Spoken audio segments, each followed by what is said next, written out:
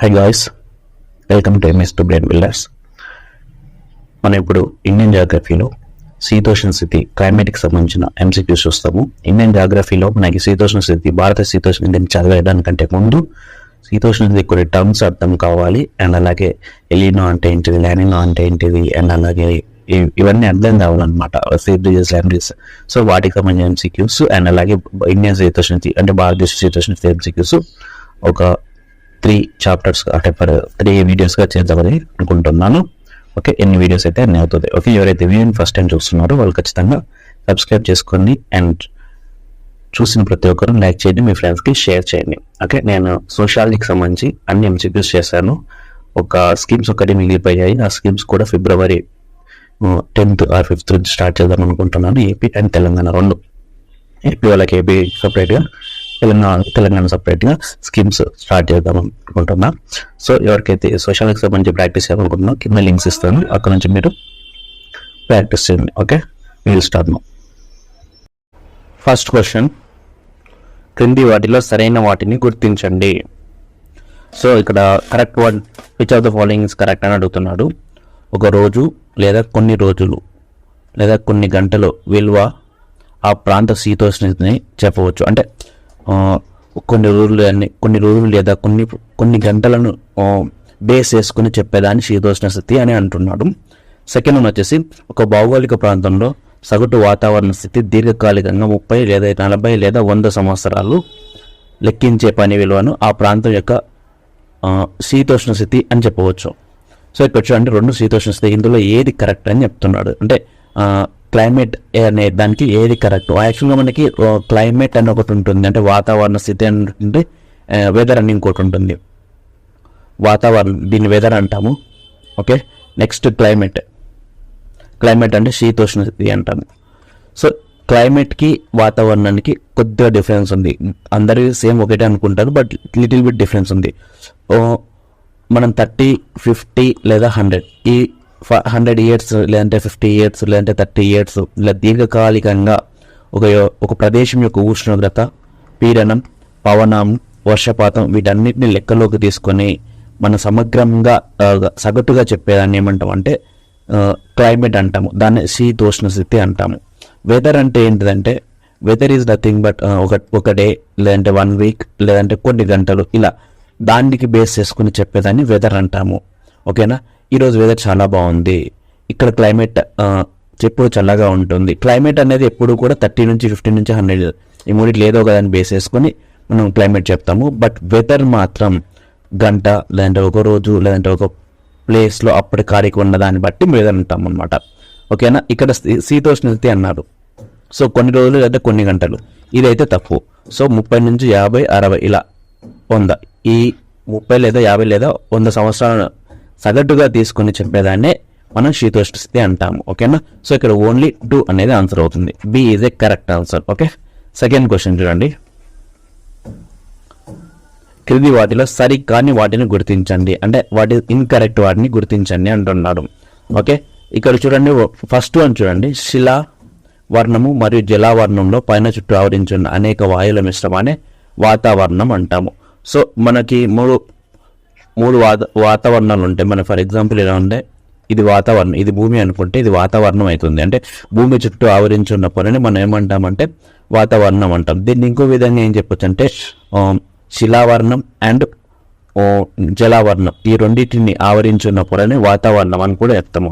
యాక్చువల్గా మనకి ఇక్కడ చూడండి, భూమి లోపల గట్టి హార్డ్ మెటీరియల్తో తయారైన శిలలతో నిర్మైన ఘన పదార్థాలను ఏమంటామంటే శిలావర్ణం అని చెప్తాము. ఓకేనా, అండ్ అలాగే జలావర్ణం అంటే నిర్మలమైన జల సముదాయాన్ని ఏమంటామంటే దీన్ని జలావర్ణం అంటాము.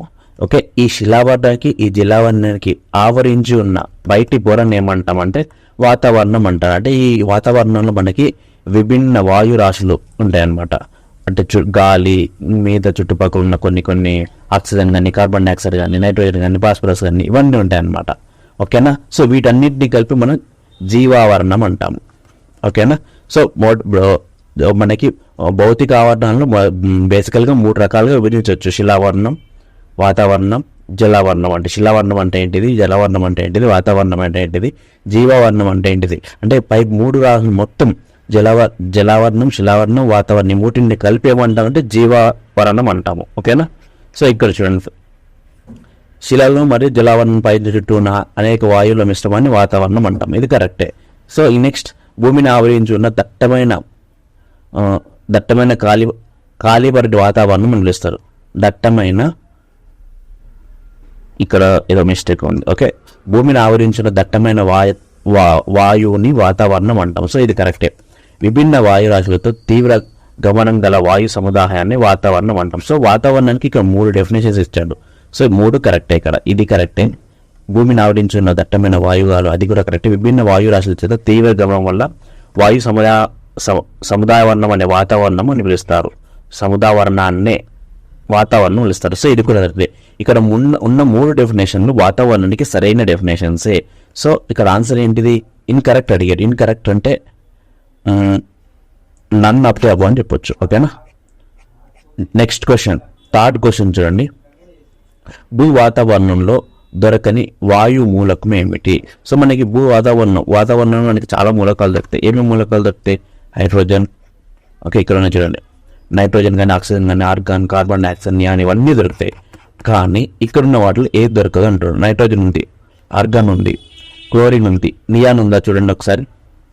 నియాన్ అనేది మనకు భూ వాతావరణంలో దొరకదు. సో ఆన్సర్ ఏంటిది ఇక్కడ, డి అనేది కరెక్ట్ ఆన్సర్ అవుతుంది. ఓకే, ఆన్సర్ ఈస్ నియాన్ దొరుకుతుంది, క్లోరిన్ దొరకదు అనుకుంటా. ఒక్క నిమిషం, ఇదిగో నియాన్ ఉంది.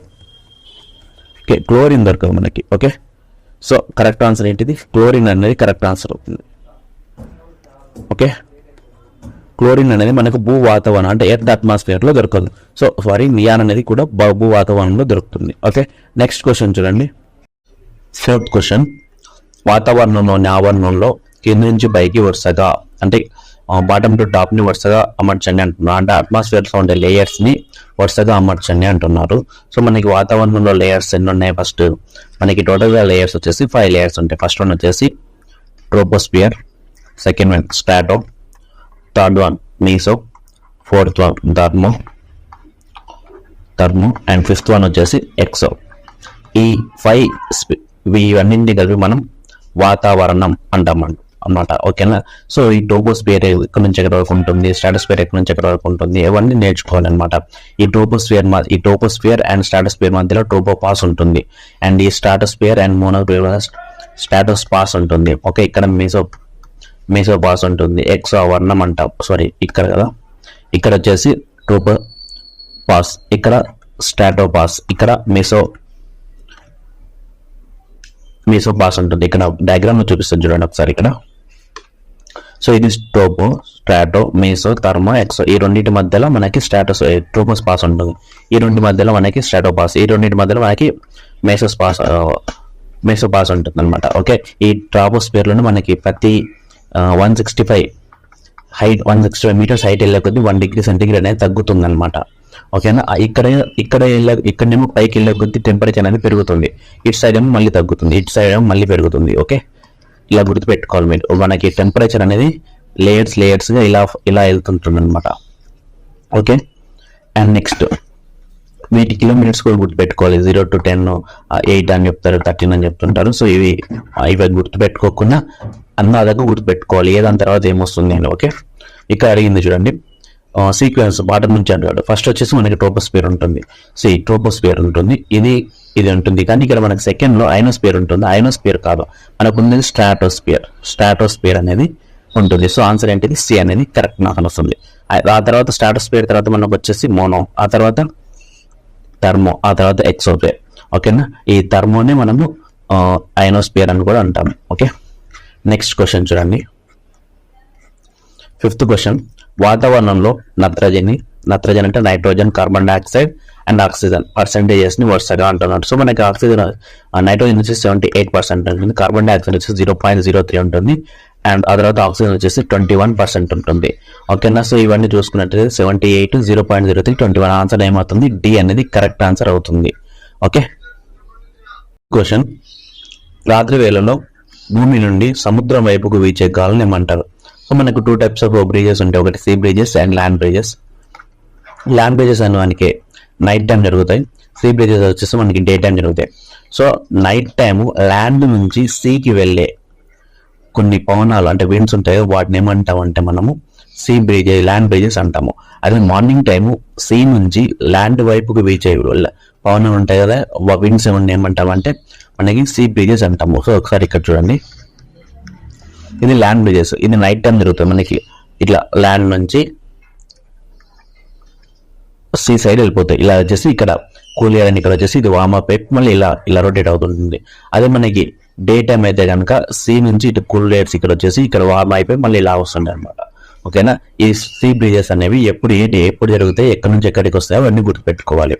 సో ఇక్కడ ఏమంటుందో, రాత్రి వేళ అని కనబడంగానే మీరు ఖచ్చితంగా అది ల్యాండ్ బ్రిడ్జ్ అని గుర్తుపెట్టుకోవాలి. అంటే భూ మందమారతము అంటాము. ల్యాండ్ బ్రిడ్జ్ అంటే భూ మందమారతం, లేదంటే సీ బ్రిడ్జ్ అంటే సముద్ర మందమారతం తెలుగులో. ఓకేనా, సో ఆన్సర్ ఏంటిదంటే ఇక్కడ భూ మందమారతం, ల్యాండ్ బ్రిడ్జ్ అంటాము.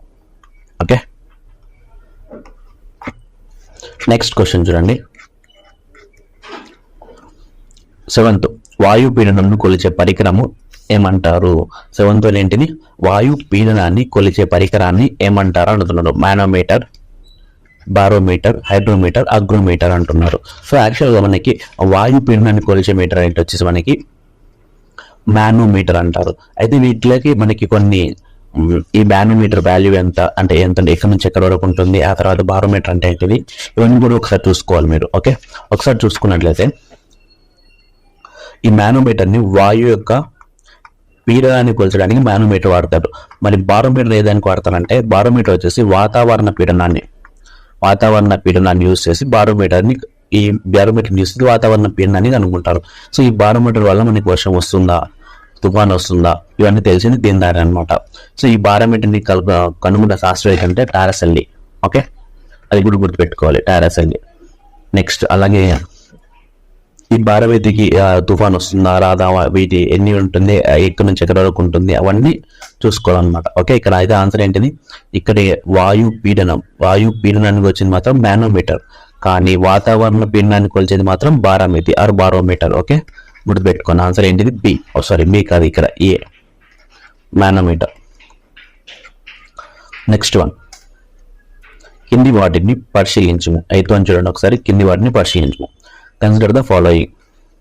పర్వత ప్రాంతాల్లో వాతావరణ పీడనం అనేది చాలా తక్కువగా ఉంటుంది అంటున్నారు. సో కరెక్ట్, పర్వత ప్రాంతంలో హైట్ ఎక్కువ ఉంటుంది. హైట్ ఎక్కువగా ఉండడం వల్ల ఇక్కడ వాటి పీడనం అనేది అంటే ప్రెజర్ అనేది చాలా తక్కువగా ఉంటుంది అంటున్నారు. ఓకే, నెక్స్ట్, సముద్రం నుంచి ఎత్తుకు వెళ్ళే కొద్ది వాతావరణం పలచబడి తక్కువ బరువును కలిగి ఉంటుంది. కరెక్ట్, మనం పర్వతాలు వెళ్తున్న పైకి వెళ్ళే కొద్ది మనకి ముక్కు నుంచి రక్తం కావడం అలా జరుగుతుంది. ఎందుకంటే బయట ప్రెజర్ అనేది చాలా తక్కువగా ఉంటుంది. ఎప్పుడైనా ప్రెజర్ అనేది హై ప్రెజర్ నుంచి లో ప్రెజర్కి ఫ్లో అవుతుంటాయి. మన బాడీలో హై ప్రెజర్ ఉంటుంది, బయట లో ప్రెజర్ ఉంటుంది. హై ప్రెజర్ ఉండడం వల్ల లోపల ఉన్న బ్లడ్ బయటికి రావడానికి ట్రై చేస్తూ ఉంటుంది అనమాట హై పర్వతాలకు వెళ్తున్నప్పుడు. ఓకేనా, సో ఈ రెండు కరెక్టే, అంటే అసెషన్ కరెక్టే, రీజన్ కరెక్టే. సో ఆన్సర్ ఏంటిది ఏ మరియు ఆర్ రెండు కరెక్టే. ఆర్ అనేది ఏకి సరైన వివరణ అనమాట. సో ఆన్సర్ ఏంటి, ఏ అనేది అవుతుంది. Okay, next question, 9th question చూడండి. క్రింది వాటిలో సరి అయిన వాటిని గుర్తించండి. సరైన వాటిని అంటే కరెక్ట్ వాటిని గుర్తించండి అంటున్నారు. భూమికి క్షితిజ సమాంతరంగా అధిక పీడన ప్రాంతం నుండి అల్పపీడన ప్రాంతం వైపుకు వీచే వాయు అణువులను సమూహాన్ని గాలి ప్రవాహం అని అంటారు అంటున్నారు. ఓకే, ఒకసారి మళ్ళీ చూడండి. భూమి క్షితిజ సమాంతర పీడనం అధిక పీడన ప్రాంతం నుంచి అల్పపీడన ప్రాంతానికి వీస్తుంది. సో అదైతే కరెక్టే. ఓకే, అల్పపీడన ప్రాంతం నుంచి అల్పపీడన వీచే అణువులను సమూహాన్ని గాలి ప్రవాహం అంటారు. మనకి ఇక్కడ గాలి ప్రవాహం అని ఒకటి ఉంటుంది, పవనాలు అని ఒకటి ఉంటుంది. గాలి ప్రవాహాన్ని మనం ఏమంటామంటే ఎయిర్ కరెంట్ అంటాము, ఎయిర్ కరెంట్. పవనాలను ఏమంటామంటే విండ్ అంటాము. మనకి ఈ రెండింటికి రెండు ఒకేలాగా అనిపిస్తాయి, కానీ వీటికి డెఫినేషన్స్ మాత్రం చాలా చాలా డిఫరెంట్ అనమాట. భూమి క్షితిజ సమాంతరంగా అధిక పీడన ప్రాంతం నుండి అల్పపీడన ప్రాంతం వైపుకు వీచే అణువులను ఏమంటారంటే పవనాలు అంటారు, విండ్స్ అంటారు, పవనాలు అంటారు. ఓకే, విండ్స్ అంటే ఒక అధిక పీడన ప్రాంతం నుంచి అల్పపీడన ప్రాంతానికి వీచే అణువులు అంటే గాలి వెళ్తుంటుంది, దాన్ని ఏమంటారు పవనాలు అంటారు. మరి గాలి ప్రవాహం అంటే ఏంటిదంటే ఊర్ధ్వముఖం నుంచి వాయు అణువులను పైకి ఎదగడం. ఓకేనా, వాతావరణంలో భూ ఉపరితలం నుంచి, ఉపరితలం అంటే భూమి అనుకో, దీని యొక్క ఉపరితలం నుంచి ఇట్లా పైకి వెళ్ళే ఉంటుంది కదా, వాటిని ఏమంటామంటే ఎయిర్ కరెంట్ ఫ్లో అంటాము. ఊర్ధ్వముఖం నుంచి కదిలే వాయు అణువులను ఏమంటాము? గాలి ప్రవాహం అంటాము. భూ ఉపరితలం నుంచి వాతావరణంలో ఊర్ధ్వముఖంగా కలిగే వాయు అణువుల సమూహాన్ని పవనాలు అంటారు. ఇక్కడ ఇది అనేది ఇక్కడ ఉండాలి, ఇది అనేది ఇక్కడ ఉండాలి. గాలి ప్రవాహం అంటేనేమో ఎయిర్ కరెంట్. ఓకే, నెక్స్ట్ పవనాలు అంటేనేమో విండ్స్. ఇక్కడ రెండు తప్పే, సరైన అడిగారు కాబట్టి ఇది తప్పే, ఇది తప్పే. ఆన్సర్ ఏంటిది? డి అనేది కరెక్ట్ ఆన్సర్ అవుతుంది. ఓకే, 10th క్వశ్చన్, క్రింది వాటిలో సరైన వాటిని గుర్తించండి. Mark the correct one among the following అడుగుతున్నాడు. ఓకే, ఫస్ట్ వన్ చూడండి. అధిక పీడన మేఘాల నుంచి అల్పపీడన మేఘాల భూమండలం పైన భూమి చుట్టూ ఒక క్రమ పద్ధతిలో స్థిరంగా నిర్దిష్ట దిశలో వీచే పవనాలను ప్రపంచ పవనాలు అంటారు. సో మనకి యాక్చువల్గా పవనాలు 3 రకాలు ఉంటాయి. ప్రపంచ పవనాలని, గౌణ పవనాలని, స్థానిక పవనాలు అంటే లోకల్ విండ్స్ అని, ఇంటర్నేషనల్ విండ్స్, అలాగే వీటిని ట్రేడ్ విండ్స్ అని, వీటిని మాన్సూన్ విండ్స్ అని, లేదంటే ఇంకా సీజనల్ విండ్స్ అని, మాన్సూన్ విండ్స్ అని అంటుంటారు. 3 టైప్స్ ఉంటాయి. ఓకేనా? సో వీటిలో ఈ ప్రపంచ పవనాలకు సంబంధించి డెఫినేషన్ చేస్తున్నాం. అధిక పీడన మేఘం నుంచి అల్పపీడన మేఘాలు భూమండలం పైన భూమి చుట్టూ ఒక క్రమ పద్ధతిలో స్థిరమైన నిర్దిష్టలో వీచే పవనాలు ప్రపంచ పవనాలు అంటారు. సో ఇది కరెక్టే. సో మనకి ఇది గ్లోబ్ అనుకుంటే, ఇది ఈక్వేటర్ అనుకుంటే, మనకి ఇక్కడ నుంచి ఈ ఆగ్నేయం నుంచి అంటే దక్షిణార్థ గోళంలో ఆగ్నేయం నుంచి వాయువ్యంకి, అలాగే ఉత్తరార్ధ గోళంలో ఈశాన్యం నుంచి నైరుతి వైపుకు ఇలా వెళ్ళే వాటిని ఏమంటామంటే మనం ప్రపంచ పవనాలు అంటాము.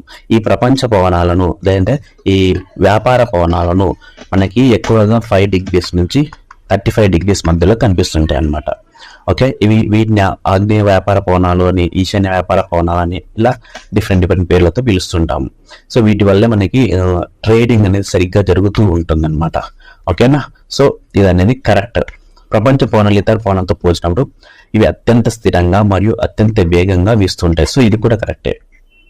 ప్రపంచ పవనాలు మనకి దాదాపు 75 కిలోమీటర్ వేగంతో ప్రశాంతంగా అత్యంత స్థిరంగా వీస్తూ ఉంటాయి అన్నమాట. So this is also correct. Next చూడండి, ఈ పవనాలు ఎడారులు తూర్పు దిక్కున ఏర్పడడానికి కారణమవుతున్నాయి. యాక్చువల్గా ఎప్పుడైనా కానీ వ్యాపార పవనాల వల్ల మనకి ఏం ఫామ్ అవుతాయి అంటే ఎడారులు ఫామ్ అవుతుంటాయి. అలాగే ఏమంటారు, వీటిని చల్లటి ఎడారులు కూడా ఫామ్ అవుతుంటాయి. అంటే వాటిని ఏమంటారు తెలుగులో? అధిక పీడన ఎడారులు అండ్ అల్పపీడన శీతల ఎడారులు. ఓకే, శీతల ఎడారులు అండ్ ఎడారులు వచ్చేసి మనకి ఎప్పుడు కూడా తూర్పు సైడ్న పశ్చిమ సైడ్న ఫామ్ అవుతూ ఉంటాయి. అదే శీతల ఎడారులు వచ్చేసి మనకి ఎప్పుడు కూడా తూర్పు సైడ్న ఫామ్ అవుతుంటాయి. దానికి రీజన్ ఏంటిదంటే ఖండాల పైనుంచి వీచే పవనాలు పొడిగా ఉంటాయి. అయితే సముద్రం నుంచి వీచే పవనాలేమో నీటి ఆవిరితో కలిగి ఉంటాయి. ఇవి ఖండాలు తూర్పు వైపు నుంచి మాత్రమే వర్షాన్ని ఇచ్చే పవనాలుగా, పశ్చిమ వైపు వర్షాన్ని ఇవ్వకపోవడం వల్ల తూర్పు సైడ్ ఏమో వర్షాన్ని ఇస్తాయి, ఈ సైడ్ ఏమో వర్షాన్ని ఇవ్వవు. ఇలా ఇవ్వకపోవడం వల్ల ఏమవుతాయంటే వర్షం పడక ఇక్కడ ఎడారులుగా మారిపోతున్నాయి. ఇక్కడ పశ్చిమ సైడు అంటే వెస్ట్ సైడు ఎడారులుగా మారడానికి కారణమయ్యే పవనాలు ఏంటిదంటే ఈ వ్యాపార పవనాలు. ఓకే, అలాగే తూర్పు సైడు మనకి ఎడారులు చూడండి, ఏ కాంటినెంట్లో అయినా ఎడారులు మనకి ఎక్కువ ఎక్కడ కనిపిస్తుంటే పశ్చిమ సైడ్, వెస్ట్ సైడ్ కనిపిస్తుంటాయి. అలాగే శీతల ఎడారులు అది కూడా ఎక్కడ సైడ్ కనిపిస్తున్నాయి అంటే మనకు తూర్పు సైడ్ కనిపిస్తుంటాయి. ఫర్ ఎగ్జాంపుల్ మేజర్గా మన ఇండియాలో ఎడారులు ఎక్కడ ఉంటుంది? వెస్ట్ సైడ్ ఉంటుంది. ఓకే, అలాగే మనకు శీతల ఎడారులు వచ్చేసి మనకి దాదాపుగా ఈస్ట్ సైడ్ ఉంటుంది అనమాట. ఓకే, సో అవన్నీ మనకి సహారా ఎడారి, అటకామా, థార్, కాలిఫోర్నియా ఎడారులు, పశ్చిమ ఆస్ట్రేలియా, ఇవన్నీ కల్హరియా, ఇవన్నీ వచ్చి మనకి పశ్చిమ సైడే ఉంటాయి. ఓకే, తూర్పు సైడ్ ఉండే మనకి వీటిని ఏమంటారు? గోబి ఎడారి కానీ, అర్జెంటీనా ఎడారి కానీ, ఇవన్నీ మనకి ఎక్కడ ఉంటాయంటే పశ్చిమ వైపు బీచ్ ఉన్నాయి అనమాట. ఓకే, సో ఇది అనేది తూర్పు దిక్కున ఎడారులు ఏర్పడవు, ఇది తప్పు. తూర్పు దిక్కున మనకి ఏర్పడేది శీతల ఎడారులు. ఓకే, పశ్చిమ పవనాలు అతి శీతల ఎడారులు తూర్పు దిక్కున ఏర్పడడానికి కారణమవుతున్నాయి. పశ్చిమ పవనాలు శీతల ఎడారులు ఏర్పడడానికి కారణమవుతున్నాయి, కానీ తూర్పు దిక్కున కాదు. అది తూర్పు దిక్కున కాదు. ఎక్కడ?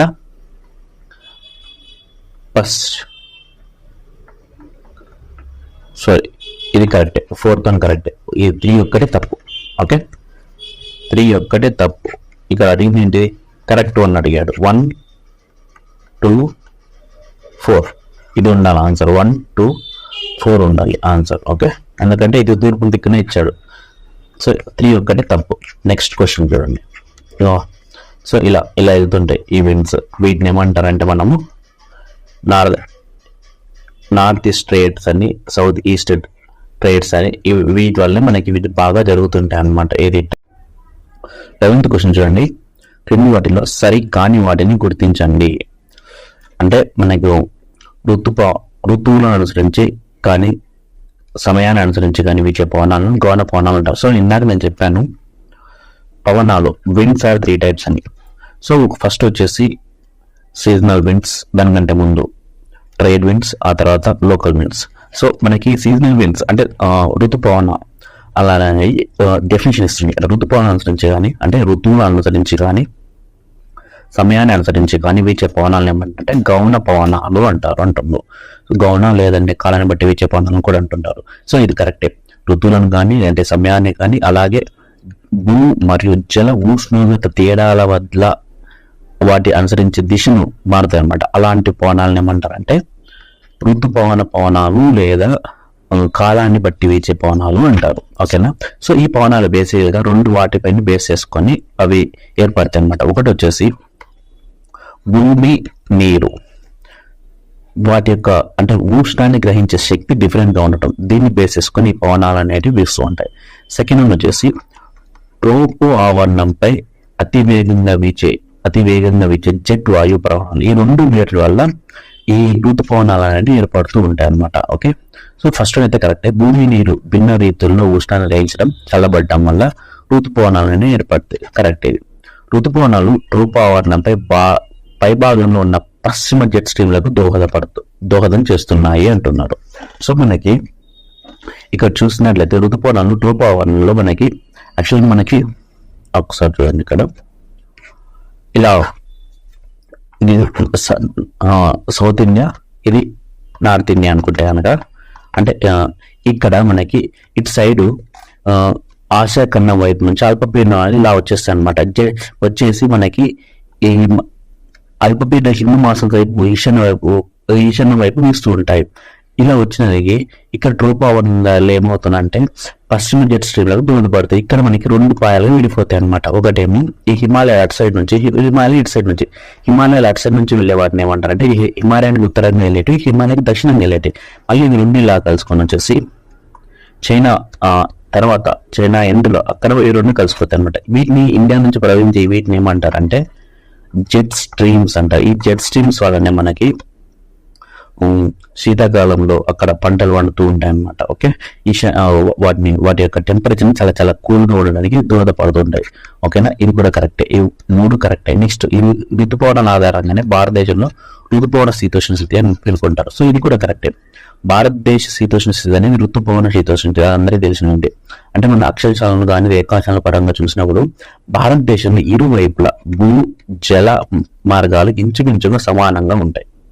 సో వీటి వల్ల మనకి కొన్నిసార్లు అల్పపీడనాలు, కొన్నిసార్లు అధికపీడనాలు ఏర్పడడం వల్ల ఈ 2 కారణాల వల్ల మనకి అంటే పవనాలనే ఇండియాలోకి లాగబడుతున్నాయి అనమాట. సో అది ఒక కారణం. అండ్ అలాగే ఈ కర్కట రేఖ అనేది మన ఇండియా నుంచి పోవడం వల్ల సూర్యగమనంలో మార్పు ఉంటుంది అనమాట. అంటే కొన్నిసార్లు ఇక్కడ ఉంటుంది, కొన్నిసార్లు ఇక్కడ ఉంటుంది. అంటే టెంపరేచర్ ఒకసారి పెరుగుతుంది, ఒక్కొక్కసారి తగ్గుతుంది.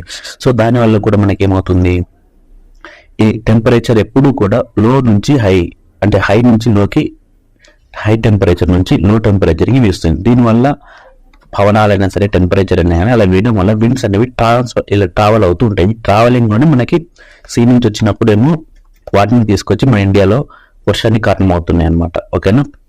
ఋతుపవన పయనించే దాంట్లో ప్రధానంగా ప్రథమ దేశం మన ఇండియానే ఉంటుంది అనమాట. ఓకే, ఇక్కడ నుంచి ఇలా వచ్చేసి ఫస్ట్ ఇండియానే ఉంది. ఇక్కడ వాటర్ బాగా కురేస్తుంది. ఆ తర్వాత ఇక్కడ నుంచి వచ్చేవి కూడా మనకి ఈ బే ఆఫ్ బెంగాల్ నుంచి వచ్చేసి మనకి చెన్నై, ఇక్కడ మనకి వర్షాన్ని కురిపిస్తుంటారు అనమాట. సో ఇక్కడ కరెక్ట్ అయిన ఇది కరెక్ట్, ఇది కరెక్ట్, ఇది కరెక్ట్, ఇది correct, all are correct. Question ఏమో అడిగాడు, ఇన్కరెక్ట్ అడిగాడు. ఇన్కరెక్ట్ అంటే అన్ని కరెక్టే కాబట్టి ఏది తప్పు లేదు, అంటే డి అనేది ఆన్సర్ అవుతుంది, అన్న అవుతుంది. నెక్స్ట్ 12 కింది వాటిని జతపరచండి అంటుంది. సో మనకి నేను ఇందాకనే చెప్పాను, మనకి పవనాలు 3 టైప్స్ ఉన్నాయి కదా. లోకల్ విండ్స్ కి కొన్ని పేర్లు ఉంటాయి అన్నమాట. అంటే స్థానిక పవనాలు అంటే అక్కడుండే నైసర్గిక పరిస్థితులు కానీ, అక్కడుండే భూ పరిస్థితులు కానీ, ఉష్ణోగ్రత పరిస్థితులు కానీ, లేదంటే భౌతిక అంశాలను బేస్ చేసుకుని అక్కడక్కడ కొన్ని పవనాలు ఉంటాయి అన్నమాట. ఇండియాలో రూల్స్ అని అలాంటివి అనమాట. సో ఇలాంటి వాటిని ఏమంటారు, స్థానిక పవనాలు అంటారు. ఈ పవనాలను ఒక్కొక్క దగ్గర ఒక్కొక్క పేర్లు ఉంటాయి. దాంట్లో వెచ్చని పవనాలు అని ఉంటాయి, శీతల పవనాలు అని ఉంటాయి. ఓకేనా. సో వెచ్చని పవనాలలో మనకి కొన్ని ఎగ్జాంపుల్స్ చెప్తాను చూడండి. ఫస్ట్ ఫోయాన్. ఈ ఫోయాన్ అనేది మనకి స్విట్జర్లాండ్ మీద వేడి గాలులు. ఓకేనా. దాదాపుగా 15 degrees నుంచి 20 degrees సెంటీగ్రేడ్ వరకు వీటి యొక్క ఈ స్విట్జర్లాండ్ వీటి కారణమవుతున్నాయి. ఆ తర్వాత మనకి చినుక్. ఈ చినుక్ అనేది మనకి USA అండ్ కెనడాలో వీచే వేడి గాలులు. ఆ తర్వాత శాంత అనేది మనకి ఇది కాలిఫోర్నియా, అంటే ఇది కూడా మనకి USA లోనే ఎక్కువగా వేస్తూ ఉంటాయి. ఆ తర్వాత జెండా వచ్చేసి మనకి అర్జెంటీనా. ఓకేనా. కాలిఫోర్నియా. చినుక్ వచ్చేసి మనకి USA అని చెప్పొచ్చు, అది కాలిఫోర్నియా. నువ్వు వచ్చేసి ఇండియా అనమాట. ఇంకా చాలా ఉన్నాయి, ఇవన్నీ చెప్తాను ఒకసారి చూడండి. సో ఇక్కడ శాంతాన్ వచ్చేసి కాలిఫోర్నియా, చినుక్ వచ్చేసి USA, జెండా వచ్చేసి అర్జెంటీనా, నువ్వు వచ్చేసి ఇండియా. అండ్ సిరోకో అని ఇంకోటి ఉంటుంది, సహారా ఎడారిలో వచ్చే వేడి గాలులు ఇవి. ఆ తర్వాత సిమోన్, ఓకే, ఆఫ్రికా ఎడారిలో పోస్తుంది.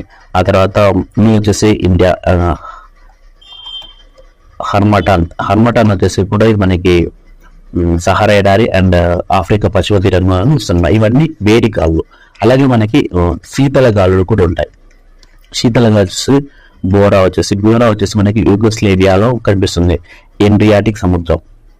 ఎండ్రియాటిక్ సీ దగ్గర మనకి ఈ బోరా గాలు శీతల గాలు అంటారు.